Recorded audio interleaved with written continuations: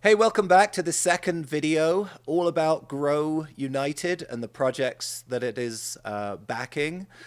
Here with me again is Will Taylor, co-founder of Grow United. Will, in this video, I want to talk about pollution and the solutions that Grow United have to this worldwide problem. Just to start out, why is, or I guess is, agriculture and the agricultural industry, it's been blamed as the number one polluter on the planet. Is that true? Is that false? What are your thoughts there?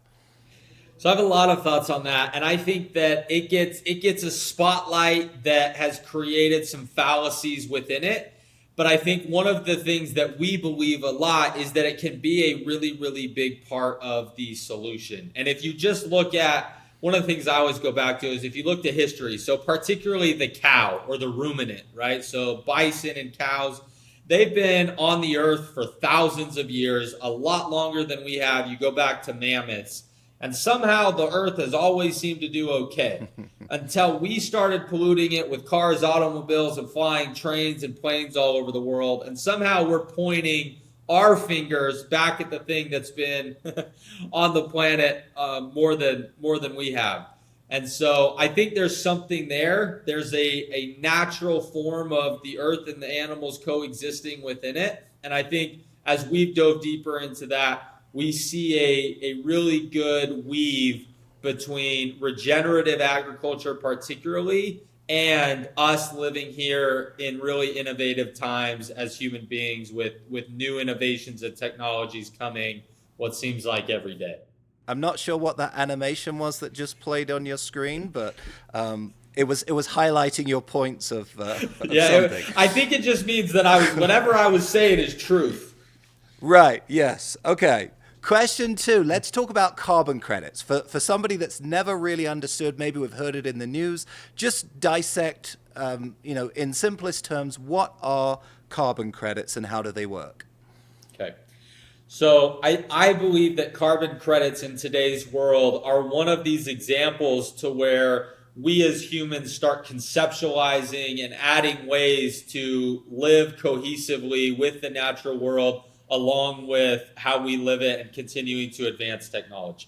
And so a carbon credit essentially is a way to capture the amount of carbon that's either being mitigated or sequestered in the atmosphere. So you can kind of think of it at a high level of one way to mitigate carbon is to say, all right, I'm emitting this much pollution or this much carbon into the atmosphere every year. So let's say me as a company is doing 5 million tons of carbon emissions a year through our activities.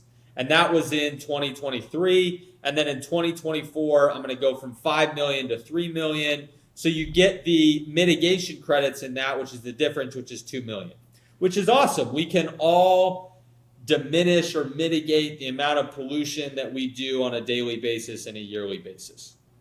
The other side to this token is sequestration. And sequestration goes, it's not just mitigating, but it's actually capturing carbon from the atmosphere and holding it in a natural sink. And there's a lot of different ways to do this. And there's more ways that are being invented and coming up with very, very often. But regenerative agriculture is one of the best ways to do this. And so one of our partner farms actually created the largest worm farm in the world. And I'll give you an example of this specific example so you can kind of conceptualize how sequestration would work. They have a really big dairy farm. So they've got actually two of them, and each location about 30,000 cows. And every day those 30,000 cows have to poop and pee a lot. And so all of that waste used to go into these really, really big lagoons.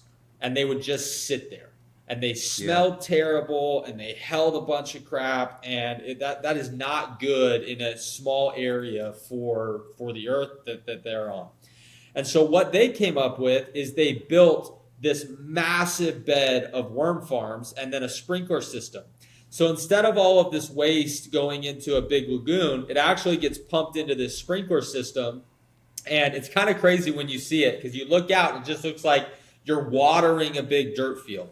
But when you get close, you see all these little worms on top of the dirt, and you see this poop and pee water coming out and going in. And what happens is the worms eat that, and then it comes out into this amazing mulch, natural fertilizer. But it also becomes a natural sink for this carbon. And in that process and the data collection within it on the Grow blockchain, you can actually monetize that credit now.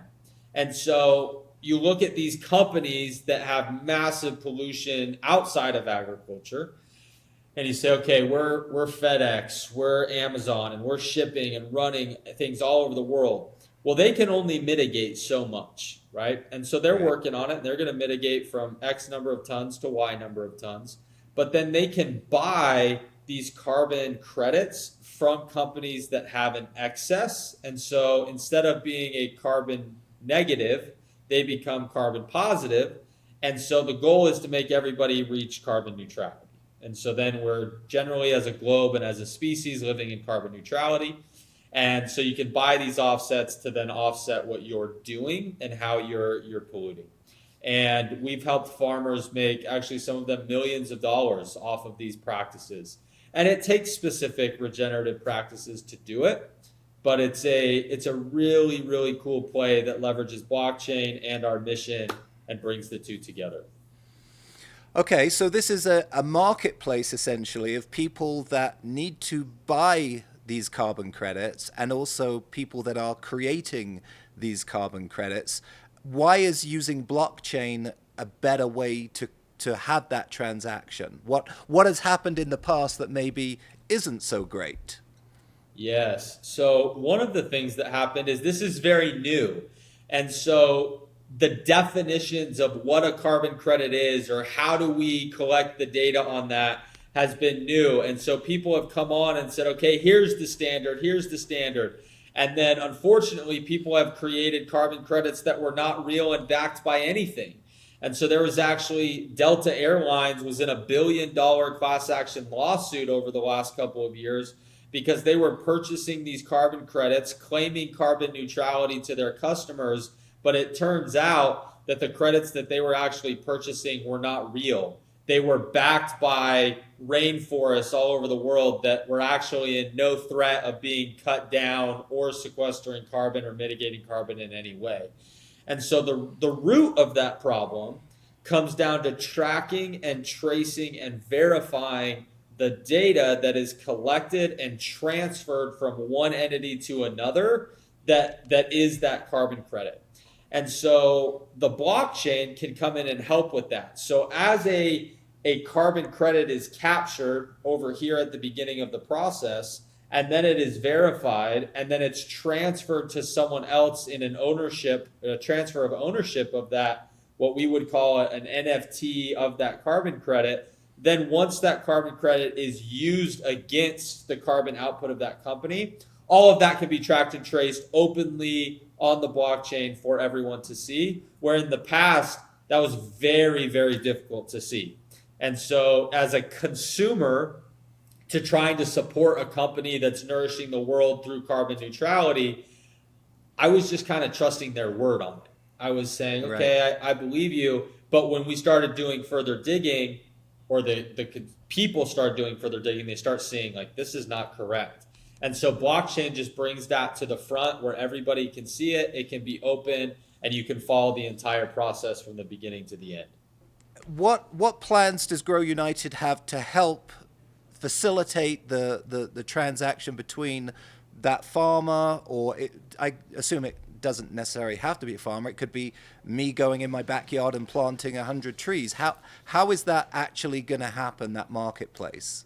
That's a great question. So we're working right now actually with some really cool partnerships. So one of the beauties about having a decentralized blockchain that can then come in and leverage or partner with projects is the blockchain is itself, it's decentralized. And so you can leverage that technology in projects. And so we have other companies who have built amazing technology in using drones and satellite footage to come in and look at what a piece of land was 10 years ago. And it's actually kind of crazy. They can see down to the seed, down to the root, and extract information just from those pictures, which is really cool. But then we have companies like that are coming in to leverage and partner with the Grow blockchain to show that data and to start bringing transparency in that space. So one of the things that we're doing is just leading out on what are the best ways and the best companies that can partner up with the Grow blockchain and bring that to the community. The other side of that is just awareness. Doing things like this, these videos, I think sometimes we understate the importance of all of us educating on ourselves on what are the best ways to do it. And now that I'm aware, we talked about this a little bit in our last video, of just once I'm aware of something, things start to change. And that awareness really becomes the first piece. And so as we spread the word to us as just normal people, consumers going about our day to day, what even is a carbon credit? What is carbon neutrality? What can I do to help that? And as I think about that, it's helping companies that are doing their best to be nourishing to the planet, and spending our hard-earned dollars with them helps a lot and goes a long way. So that's what we're working on is educating people, partnering with the best people that we can to allow them to come in and leverage blockchain technology. What are your big, bold goals when it comes to the pollution solution? What do you hope comes of all of this?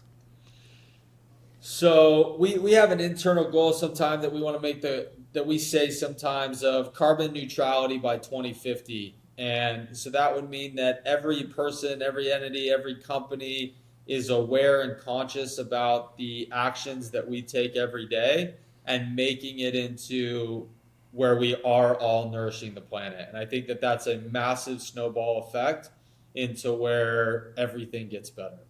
The world, the earth in and of itself has this amazing way of regenerating itself when we kind of don't get in the way and screw it up and try and force it to do things that it doesn't naturally do. And so our big goal is to educate to where everybody knows what that is. And I would imagine that if you're watching this video today, the vast majority that are going to watch this for the first time are going to learn something. And our goal is that in 10 years, everybody knows this. It's something that's top of mind. And things like knowing where our food came from, how it was grown, where it was grown, and the practices that went into that just become second nature again, like they were 100 years ago.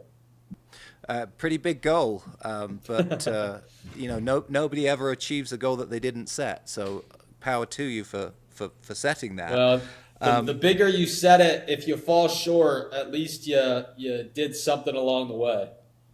Right. Yes. So we talked in our last video about how the nodes are helping with the food verification and tracking. Talk a little bit about what the nodes are doing when it comes to carbon sequestration or the carbon credit system and this side of the Grow mission. Yeah, amazing. So one of the things, if you ever heard the word NFT before, that's just a non-fungible token. And what that means is it's something that it can't be replicated and moved. And so one of the biggest issues in the carbon credit market is people reusing, repeating, or duplicated, or not accurately following through with where a credit was bought, sold, and how and when it was used. And when you essentially make that credit an NFT, then it can be tracked and traced through its entire life cycle. And that cannot happen without an active node network. And so having a node network that can confirm the actions that first and foremost, create that NFT, and then confirm and verify that the data that went into that NFT, which created that credit, is actually accurate and is able to move around. And so without an active node network that's running, we can't do any of that. It's just me talking about how cool it would be and not actually doing it. And so the nodes allow the ability for that to actually happen. Last question that I have, I'm sure the people watching are interested in learning just a little bit more. Anything that you can say about the Grow reward, when that is earned, how that is being utilized, just anything that you can tell us about the Grow reward itself. Amazing. So the Grow reward, and this goes into the nodes as well, the way that Grow rewards are earned is as a reward for running the node. So the node is a miner, is a server that's active and running and communicating with the blockchain. And so as a reward for keeping that node active, it distributes tokens every single day. And as the blockchain distributes those tokens into the nodes, then our job as Grow United and even as community members of the blockchain is to say, okay, how can this reward be used? And so we as Grow United spend time working with farmers and producers and educating them on the benefits of blockchain and tracking and tracing. And we have partners right now who are farmers who say, hey, I would accept that Grow reward in exchange for food items. And so for my food. And so there's a partner right now who's in Washington State who very, very shortly from the time and recording of this video is going to accept the Grow reward in exchange for everything that he produces, which is very cool because to us and myself, it just shows the beauty of bringing blockchain into this space and how people want to be rewarded in that, and producers accepting it and saying, yeah, I'll accept that in exchange for our hard work, blood, sweat, and tears in making the food. Yeah, that's exciting, and hopefully more to come. Very. Any final thoughts you want to say to this audience of people that we have their attention when thinking about Grow, sharing Grow with their friends? Any final thoughts about how to do that? Yeah, I would just say it all starts with our own awareness and our willingness to put our dollars where our mouth is a little bit. The producers of today go through so much blood, sweat, and tears to get our food to where it is, to grow it in the best ways possible. And their reward is us wanting that type of food. And so what we can do is say, raise our hands and say, I want to know, I want to reward the best producers out there that truly are building and creating and producing the best food possible, and then doing it in the best regenerative way to truly nourish everything at a full scale, right? Not just drive profits, not just drive volume, but do it in the way that's best for everything. And be aware of it. Put your dollars where that goes. Support the Grow farmers, because as we do that, everything grows, everything gets better around us is what we believe in. Will Taylor, thanks again for the great things, the great work that you're doing. Thanks for your time, and to everyone watching at home, thanks for joining us, and we'll be back with another series real soon. Bye-bye. Thank you.